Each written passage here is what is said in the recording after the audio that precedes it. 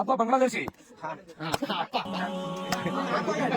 നമ്മൾ കണ്ടതല്ലേ പാലക്കാട് ജില്ലയില് വാളയാറില് ഒരു സഹോദരനെ, അദ്ദേഹം ഏത് ജാതിക്കാരനും ആയിക്കോട്ടെ, ആ സഹോദരൻ കള്ളനാണെന്ന് കരുതിയിട്ട് ഒരു വിഭാഗം സാമൂഹിക വിരുദ്ധർ, ഒരു വിഭാഗം മനുഷ്യത്വമില്ലാത്ത മൃഗങ്ങളെക്കാൾ അതപ്പതിച്ച ഒരു വിഭാഗം ആളുകൾ അദ്ദേഹത്തെ അടിച്ചു കൊന്നു.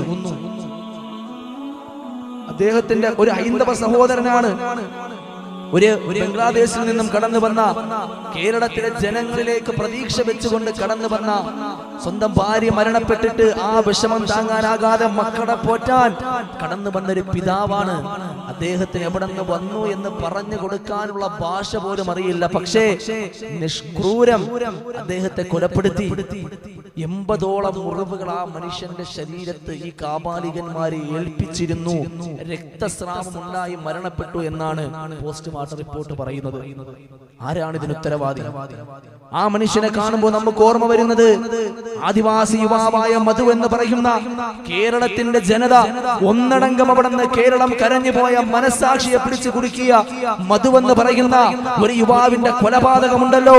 ഒരു വിഭാഗം മനുഷ്യൻ പട്ടിണി കിടന്ന് വിശപ്പ് മാറ്റാൻ വേണ്ടിയിട്ട് ഒരു കടലമുട്ടായി എടുത്തതിന്റെ പേരില്, എന്റെ പ്രിയപ്പെട്ടവരെ, ഏറ്റവും വലിയ ജനങ്ങളെ സ്നേഹിക്കാൻ വേണ്ടി കടന്നു വന്നിട്ട് ജനങ്ങളുടെ പിച്ചച്ചട്ടിയിൽ കൈയിട്ട് വാരുന്നവനെ കൈകൂപ്പി തൊഴുതിട്ട് ഒരു നേരത്തെ അന്നമടക്കാൻ വേണ്ടി, ഒരു നേരത്തെ വിശപ്പടക്കാൻ വേണ്ടിയിട്ട് ഒരു കടലമുട്ടായി എടുത്തവനെ ലോകത്തിലെ ഏറ്റവും വലിയ മോഷ്ടാവെന്ന് പേര് കുത്തി മുദ്ര കുത്തിയിട്ട് അവിടെ നിന്നതാ ഒരു ദയയില്ലാതെ അടിച്ചു കൊന്നില്ലേ?